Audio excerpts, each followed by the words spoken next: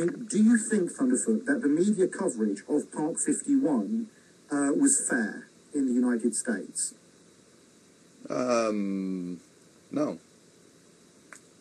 How so? I think that people form their opinions within societies on crushingly small numbers of pieces of information. And, you know, if I wanted to, you know, there is a significant portion who really did just see it as the people who flew planes into New York were undoubtedly Muslims, undoubtedly quasi-religiously motivated, in that doubtless the last words on their mouths were something along the lines of Allah Akbar. That, I think, is the prime reason why there was this objection. You said that it's not a mosque. How many people can worship in this centre? I mean, I don't really see saying that it's not a mosque is actually terribly accurate, in that, and once you get up to the point where it's a building where thousands of people can worship, or not thousands, certainly hundreds, you know, on that sort of order of magnitude, I think it's rather redundant to call that not a mosque. I didn't realise that University College London was a mosque. No, but then again, that's like saying, yeah, what is the... so are you saying that there is not a mosque within this social centre? No, I'm saying that there is a mosque within the centre. Anyway... So there is a mosque. So if you were to describe it as a mosque, that would be accurate. No, well,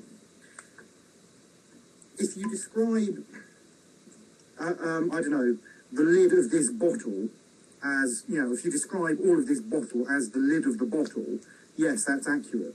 There is a mosque as part of it. It's trying to do other things as well. Right. Now, this is somewhat of a semantic debate. No, it's not. No, it's not. You said it is not a mosque, and there is a mosque there. Yes, okay, Thunderfoot, can you, right, this is my house, yeah, the house where I live. This room is the office, okay, we call this room the office. Yes. Do you understand that not all of this house is the office? Yes, but do you understand that your office... do you understand that your office is within your house? Is there an office within your house? The answer is yes. The question is there a mosque within the house there? It's not the totality of the house. There are things in my house apart from my office. I agree. The same with Park 51. I agree. There are parts of Park 51 apart from the mosque bit. There's also going to be an interfaith prayer centre, so you're going to have Jews and Christians praying there as well. Okay. So no, the entirety of the building is not a mosque. I agree. But there is a mosque in the building. Yes. Right, so we're in agreement that there is a mosque, and to say that that there isn't a mosque there would be disingenuous. Yes, and equally to say that all of it is a mosque is disingenuous. Oh, well, I never said that though, did I? Yes, you called it the Ground Zero Mosque. And yes, you'll notice that there were air quotes around it. No, you actually, that was from, let me see, your video, Tolerance and the Ground Zero Mosque. Tolerance in quotes and in the Ground Zero Mosque was in quotes. But Bravo. You made no reference to that in the video when you were referring to it as the Ground Zero Mosque. Anyway, having said that, let me just make a point there. I mean, maybe this doesn't come across terribly well on audio, and maybe this is something that I could be criticised for. But there were actually, when I was recording that, there were air quotes. Now, obviously, the pace that it said, that might not come across terribly well, but I knew full well. Yes, but I don't think... This is the same thing. This is the point I'm making. People aren't judged on their actions, but what their actions are perceived to be. I agree completely. Right. So would you like to withdraw the point from your video that the promoters of Park 51 aren't being judged on their actions, but on what their actions are perceived to be? Yeah, but that's not something that I said. It's a straw man. Yes, it is. Yeah, yes, it is. That is what you said in your first video. What was actually said was people, okay, no, in that sense, that is actually grammatically correct, right? Right. Okay. However, let me finish here.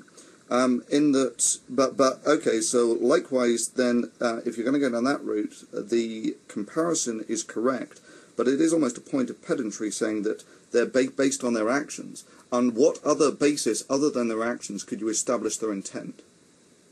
Well, the point I'm making is that, particularly in the US, but not just the US, I think it's true across the industrial democracies, we have a problem with the media, in that there's a tendency for people to agree with each other too much, to only give a certain part of what was going on. And so it's actually quite hard to find out what's actually happened, what the actions actually are, because of the way that they are explained through the media, because they are mediated. I think you fed into that, Thunderfoot, by... But what, and what... Sorry, keep going. By the way you expressed yourself. Now, let me ask a question. No, let me hold you to the question here. On what other basis, other than actions, can you establish intent? Oh, reliably, you mean? Well, no, this is how people form their opinions. It's based on people's actions, they extrapolate intent. No. Now, if you're going to make have solid opinions, good opinions, yes, you have to look at what's actually going on and what the actual facts are. That's why I've got, part of my office, what they do is actually look for primary sources into what's going on, because just the newspapers or just the broadcast media aren't sufficient to do that. Okay, so to get a good opinion, yes, you do need to base your opinions on what somebody's actions actually are. However, that's not what people do.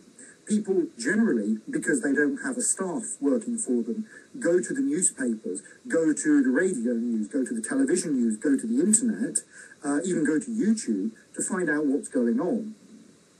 So, yes, the correct way of doing it would be to judge their actions. That's actually quite difficult to do, and so people do it on what their actions are reported to be, and they hope, I assume, that the reportage they're getting is accurate. And that's the difference here. In the same way that people misunderstood your quote about a sleeping giant, people have misunderstood what's going on with Cordoba House.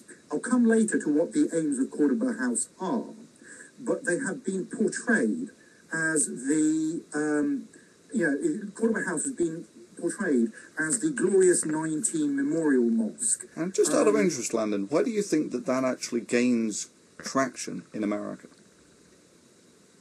I mean, if your argument is this devastatingly accurate, why doesn't it gain traction? I mean, it is a point of public perception, but why do you think that the argument that you are making is not dominant? I'm not sure this is the time and the place for a sociological analysis of... That's exactly what you were just talking about. But I was